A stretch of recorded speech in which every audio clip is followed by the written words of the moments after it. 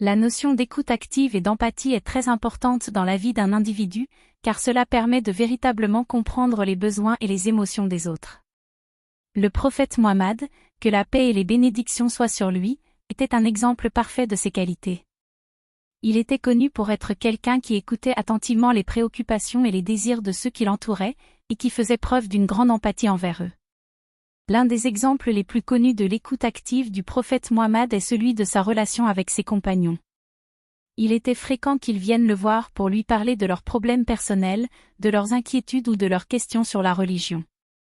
Le prophète faisait preuve d'une grande écoute en les laissant s'exprimer librement, en leur posant des questions pour mieux comprendre leur point de vue, et en leur donnant des conseils adaptés à leur situation. Il ne se contentait pas de les écouter passivement, mais s'impliquait activement dans la discussion pour trouver des solutions et apporter du réconfort à ses compagnons. Un autre exemple remarquable de l'empathie du prophète Mohammed est celui de sa relation avec les plus démunis et les plus vulnérables de la société.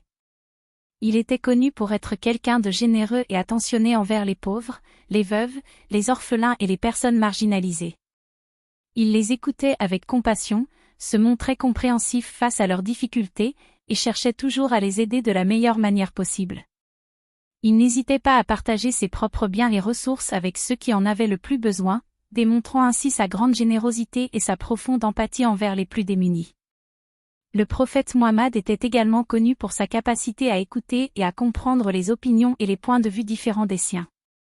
Même lorsqu'il était confronté à des critiques ou à des désaccords, il restait ouvert à la discussion et cherchait toujours à trouver un terrain d'entente.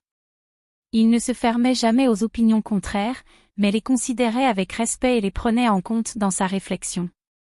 Cela témoigne de sa grande tolérance et de sa capacité à écouter activement les autres, même lorsque ces derniers ne partageaient pas ses opinions. Enfin, un dernier exemple significatif de l'écoute active et de l'empathie du prophète Mohammed est celui de sa relation avec les femmes.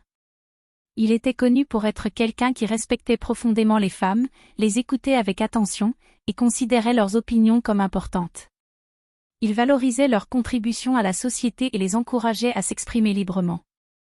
Il affirmait que les femmes étaient des êtres humains à part entière, dotés de droits et de dignité, et méritaient d'être traités avec respect et équité. Cela montre l'importance qu'il accordait à l'écoute active et à l'empathie envers tous les membres de la société, sans distinction de sexe ou de statut social. En conclusion, les exemples d'écoute active et d'empathie donnés par le prophète Mohammed sont nombreux et variés.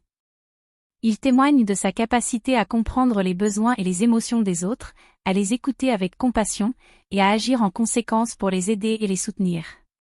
Son comportement exemplaire envers ses compagnons, les plus démunis, les personnes aux opinions différentes et les femmes montre qu'il était véritablement un modèle de bienveillance et de compréhension envers autrui.